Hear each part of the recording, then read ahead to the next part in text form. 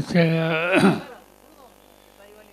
कार्यक्रमासाठी अगत्यानं या ठिकाणी आलेले आपल्या जिल्ह्याचे प्रमुख सचिन अहिर,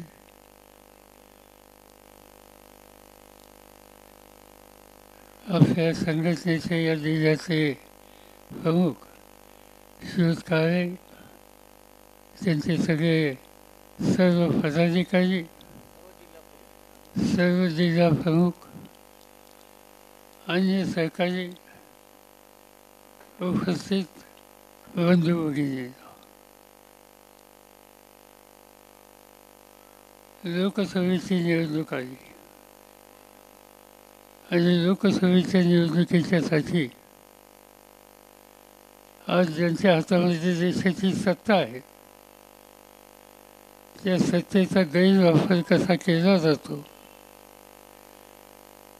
ही स्थिती ज्यांनी या देशात निर्माण केली त्या प्रवृत्तीच्या विरुद्ध आज लढण्याच्या संबंधीची आवश्यकता आहे आणि त्यासाठीच महाराष्ट्रामध्ये आणि देशामध्ये महाराष्ट्रामध्ये ही आघाडी आम्ही लोकांनी स्थापन केली आणि देश पातळीवर इंडिया नावाचं संघटन तयार केलं की ज्या उभारणीमध्ये मी आणि उद्धव ठाकरे यांचा वाटा फार मोठा आहे आणि त्यामधून या निवडणुकीच्या माध्यमातून या देशातल्या चुकीच्या प्रवृत्तीला आपल्याला सत्तेपासून दूर करायचं. सत्ता ही येते आणि जाते, पण सत्ता ही समंजसपणानं वापरली तर सत्ता गेल्यानंतर सुद्धा लोक त्या भूमिकेचं स्मरण करतात. आज ज्यांच्या हातामध्ये सत्ता आहे ते सत्तेचा अखंड गैरवापर करतात. उदाहरण सांगायचं झालं तर आज देशाची राजधानी दिल्ली, त्या दिल्लीत काय चाललं हे आपण पाहतो. अरविंद केजरीवालसारखा एक तुमच्यासारख्या सामान्य कुटुंबातला मुख्यमंत्री झाला,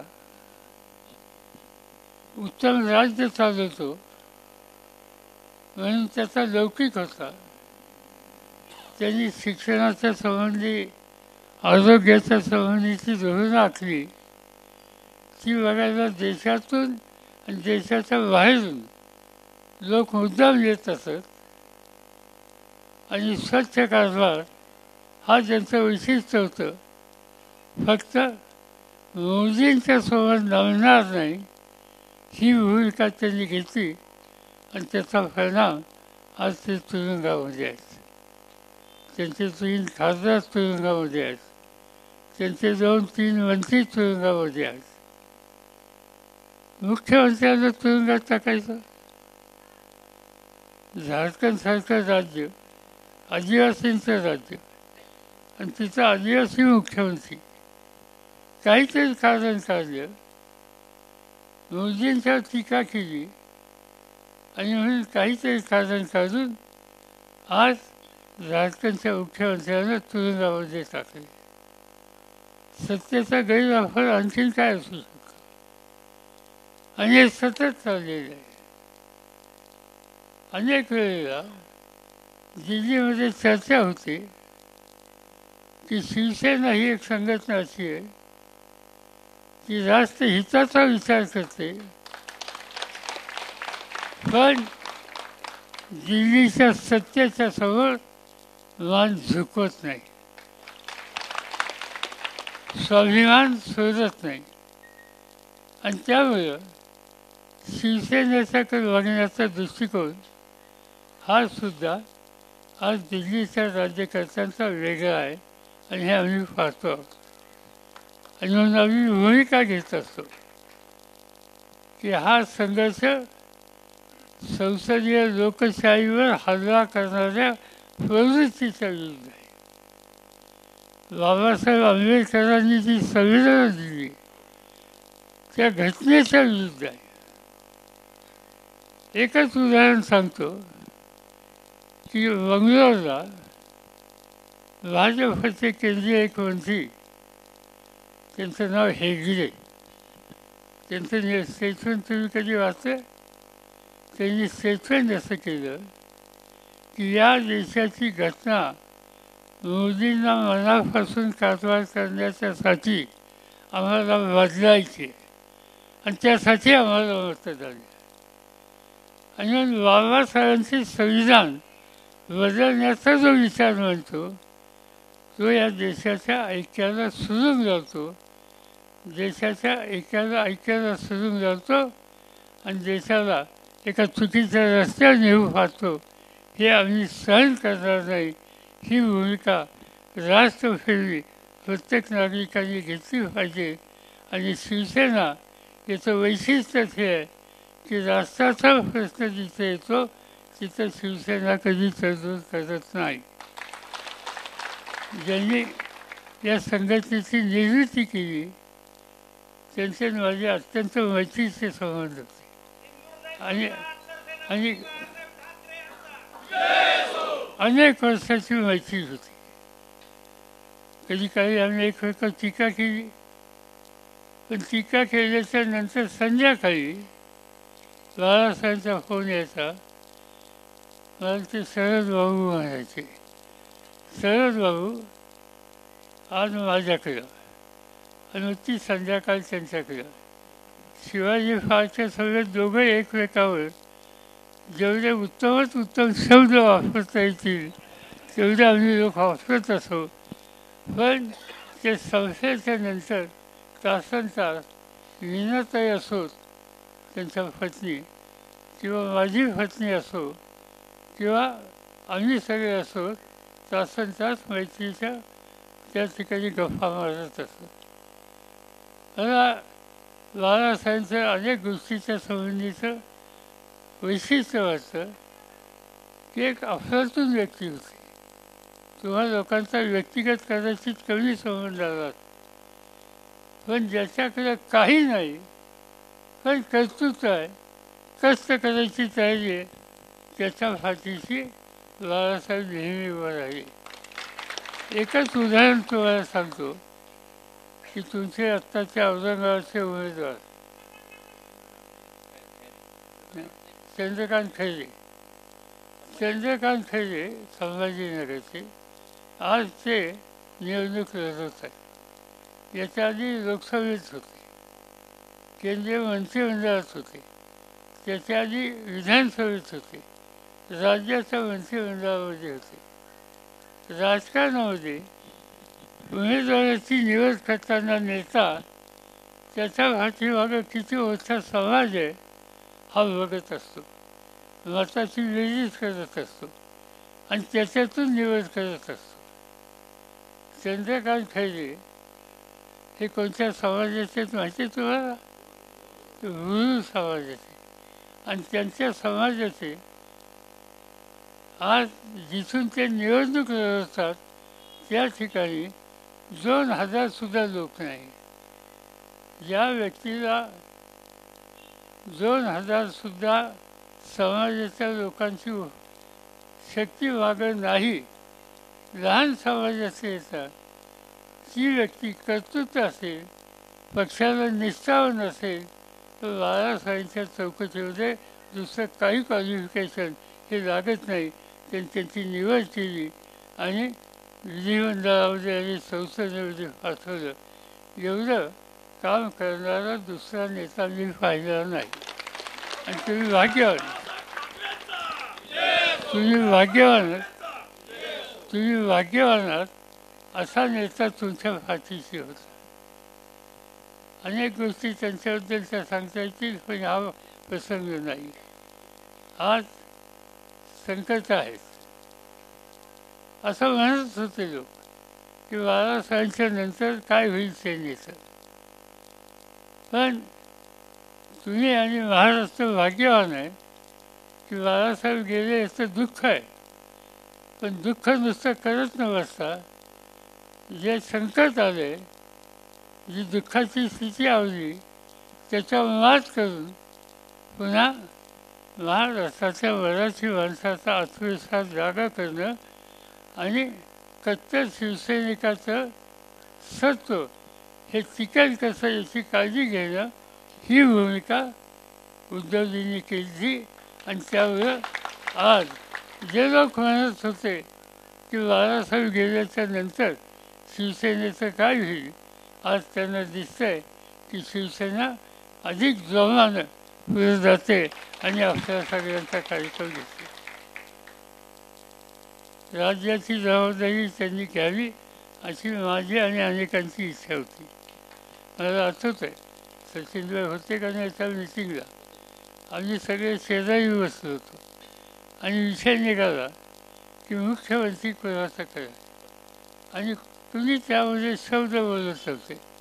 माझ्या उजव्या हाताला उद्धव ठाकरे बसले होते, त्यांचा म्हणजे हात धरला आणि असा वर केला की मला माहिती का नाही माहिती नाही. आणि मग सगळ्यांनी मिळून एक होतानी त्यांची निवड केली. त्यांची सत्तेसाठी त्यांची इच्छा नव्हती. ते म्हणत होते की माझं शिवसैनिक, माझी संघटना ही माझ्या दृष्टिकोनातून महत्त्वाची आहे, कुणी मुख्यमंत्री करा, पण महाराष्ट्राच्या हिताच्यासाठी आम्ही सगळ्यांनी त्याला आग्रह केला आणि त्यांच्या हातामध्ये सत्ता दिली. कधीही नव्हतं एवढं मोठं संकट महाराष्ट्रावर करोनाचं आलं. हजारो लोक गेले, जगात सगळीकडे हे संकट आलं, देशाच्या कानाकोपऱ्यात पसरलं. पण व्यक्तिगत आरोग्याचा प्रश्न बाजूला ठेवून अखंड 18 तास उद्धवजींनी त्या काळात जे काही काम केलं ते बाहेरून लोकांना जास्त माहीत नाही, आम्हाला लोकांना जवळून माहिती आहे. आणि त्या संकटातून महाराष्ट्र आणि महाराष्ट्राच्या प्रत्येक माणसाला वाचवण्याच्या संबंधीचं महत्त्वाचं काम त्यांनी केलं. आणि हे करत असताना दुसऱ्या बाजूनं महाराष्ट्राच्या विकासाच्या कामातसुद्धा कंसाचा फुलून दिली नाही. असं एक विधायक, कर्तृत्वान आणि उद्याची दृष्टी असलेलं नेतृत्व आज शिवसेनेच्या वतीनं आज जे दिसतं आहे ते महाराष्ट्राच्या दृष्टीनं भाग्याची गोष्ट आहे. अनेक गोष्टी त्यांच्याबद्दलच्या सांगता येतील, पण मी त्याच्यात अधिक काही वेळ घेऊ इच्छित नाही. आज त्या पद्धतीनं ते कामाला लागले. दुर्दैव असं आहे की काही लोकांनी व्यक्तिगत हल्ले सुरू केले, संघटना तोडफोड करण्याची भूमिका घेतली, याचा उल्लेख या ठिकाणी सचिन आहेरींनी केला. पक्ष फोडणे तुम्ही कदाचित वाचलं असेल. महाराष्ट्राचे माजी मुख्यमंत्री देवेंद्र फडणवीस त्यांनी एका ठिकाणी भाषण केलं की 2 पक्ष फोडून मी आज या ठिकाणी आलो. तुम्ही ऐकलं? काय कर्तृत्व, काय काम केलं पक्ष फोडण्याच्या सवयी, कुणाचं घर फोडण्याच्यासाठी, कुणाचं संघटना फोडण्याच्यासाठी. म्हणजे खऱ्या अर्थानं माणूस जोडण्याचं काम करतो, ऐक्याचं काम करतो आणि त्याच्याबद्दलचा आदर सांगत असतो. पण हे सांगतात मी फोडला, एक नाही 2 पक्ष फोडले, पण त्यांना हे माहीत नाही पक्ष फुटला असेल, तात्पुरते काही लोक गेले असतील, काही लोक स्वार्थाला बळी पडत असतील, पण जे फोडले म्हणतात त्या पक्षाच्यामध्ये हजारोच्या नाही लाखोच्या संख्येनं शिवसैनिक आणि कार्यकर्ते हे या ठिकाणी आहेत. आणि हे फोडणाऱ्यांना त्यांची जागा उद्या दाखवल्याशिवाय राहणार नाही. आणि पुन्हा आम्ही ऐक्यानं महाराष्ट्रात चालू शकतो हा इतिहास त्या ठिकाणी निर्माण केल्याचं राहिला. आणि म्हणून हे सगळं करण्याची ही निवडणूक आहे. आज या निवडणुकीमध्ये भाजप आणि त्यांचे तथाकथित मित्र काही वेगळ्या पद्धतीने जाऊ पाहतात. सत्तेचा गैरवापर करणं. मी मगाशी सांगितलं की राज्याच्या प्रमुखांना सुद्धा तुरुंगात टाकलं, दहशत निर्माण करणं. आज निवडणुका आल्यात, महाराष्ट्रामध्ये आणि विशेषतः आपल्या सगळ्या भागामध्ये लोक मला सांगत असतात की कार्यकर्ते मजबूतीनं उभे आहेत, पण कोणताही फोन करतो, दमदाटी देतो, असं होईल तसं होईल सांगतो. पण जे दमदाटी देतात त्यांना हे माहिती नाही की तुम्ही कितीही दमदाटी द्या, तुमच्या दमदाटीला भीक न घालणारी ही अवलाद आहे. आणि ती अवलाद कधी कुणाच्यासोबत खोट्याच्यासोबत लढणार नाही आणि त्या दृष्टीनं पावलं टाकली असतील. आजचे सत्ताधारी त्यांच्या मनाविरुद्ध एखादं काम केलं तर सत्तेचा गैरवापर कसा केला जातो याची ठिकठिकाणी उदाहरणं बघायला मिळतात. कुणाचं दुकान बंद कर, कुणाचं आणखीन काही बंद कर, या गोष्टी या ठिकाणी सांगता येतील, पण मी अधिक यावर बोलू इच्छित नाही. पण कुणाला असं वाटत असेल त्यामुळं आपण दबलो तर त्यांचा हा गैरसमज आहे. आपल्या सगळ्यांच्या सामुदायिक शक्तीच्या जोरावर आपण यश नक्की मिळू, आपण नक्की जास्तीत जास्त जागा मिळू. बारामतीची लोकसभेची जागा ही तुम्हा लोकांच्या हातामध्ये आहे. तुमच्या कष्टानं त्या ठिकाणी तुम्ही नक्की यश संपादन करणार आहात याच्याबद्दल मला कोणाला शंका नाही. आज बारामतीकडं सुदैवानं देशाचं लक्ष दिल्लीमध्ये आणि दिल्लीच्या वृत्तपत्रामध्ये आठवड्यातनं 4दा तरी बारामतीची चर्चा होत असते. याचा अर्थ तुमच्या कर्तृत्वात तुमच्या हिमतीची नोंद देश पातळीवर केली आहे. त्यामुळे चिंता करण्याचं काही कारण नाही. एकजुटीने आपण राहूया, नवीन इतिहास बनवूया. मला अतिशय आनंद आहे काळेंनी या ठिकाणी जबाबदारी घेतली की तुमची बैठक या ठिकाणी बोलवली आणि बैठकीतून एक काम करणारा आणि संकटाच्या काळामध्ये मजबूतीने उभं राहणारा हा शिवसैनिक काय असतो याचं दर्शन या बैठकीच्या माध्यमातून त्यांनी या ठिकाणी दाखवलं. त्याबद्दल त्यांना मी मनापासून या ठिकाणी धन्यवाद देतो. तुम्हा सगळ्यांचं अभिनंदन करतो. माझे 2 शब्द संपवतो.